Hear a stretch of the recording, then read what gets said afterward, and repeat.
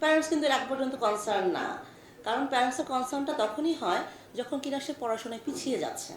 তখন মনে হয় যে না, কেন কি হচ্ছে, তার তো পড়াশোনা ভালো করতে হবে, এখানে তার ঠিক রাখতে হবে, তখনই তার আসলে কনসার্ন হয়।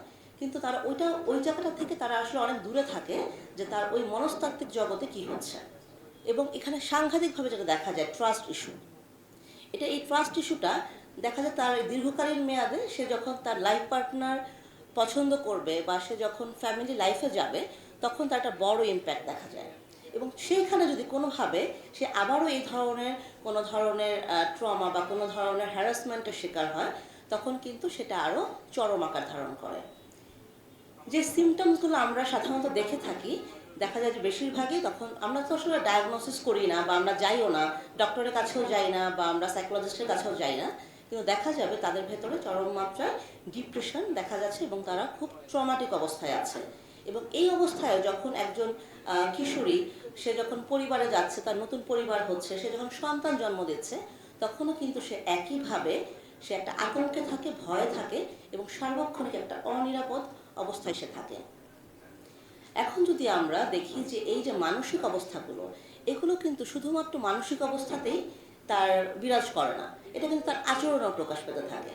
এই আচরণের কনসিকোয়েন্সগুলো যখন আমরা দেখি, যেটা আমরা বললাম যে সে সোসাইটি থেকে বা সোশ্যাল ইন্টারাকশনগুলো থেকে নিজেকে উইথড্র করতে থাকে, যার কারণে সে একা থাকতে বেশি পছন্দ করে। সে মনে করে যে না, আমার তো মানে এখানে গেলেই আমি একটা হ্যারাসমেন্টের শিকার হব, বা আমার কাছে মনে হবে কেউ আমার দিকে তাকিয়ে আছে, আমাকে দেখছে, তো এই জায়গাটা আমার কাছে ভালো লাগছে না।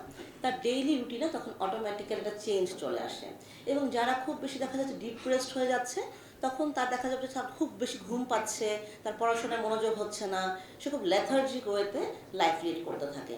এবং ওভারঅল যদি বলি যেটা ইনডিসিপ্লিনড ওয়েতে সে চলে যায়, তখন অটোমেটিক্যালি প্যারেন্টসের একটা কনসার্ন তৈরি হয়।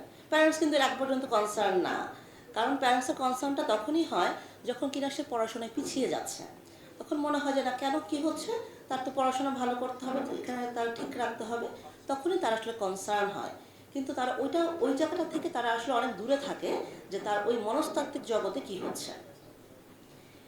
এবং তখন অটোমেটিক্যালি তার ভেতরে একটা পোশাক নিয়ে একটা মানে ধারণা তৈরি হয়। কারণ সমাজে আমাদের ক্ষেত্রে কি দেখা যায় যে মেয়েরা কোন ধরনের ড্রেস পরবে, নারীরা কোন ধরনের পোশাক পরবে, কোথায় কি পরে যাবে, এটা কিন্তু তার চয়েসে হয় না। এটা কিন্তু দেখা যাচ্ছে যে ধরে দেওয়া হয় যে তুমি এটাই পরবে। পরিবার থেকে বলে দেওয়া হয় যে তুমি এই প্রোগ্রামে যাচ্ছ, এই পোশাকটা তোমাকে পরে যেতে হবে। তার ইচ্ছার অনিচ্ছার কিন্তু এখানে প্রাধান্য খুব কম পরিবার থেকেই সে পেয়ে থাকে।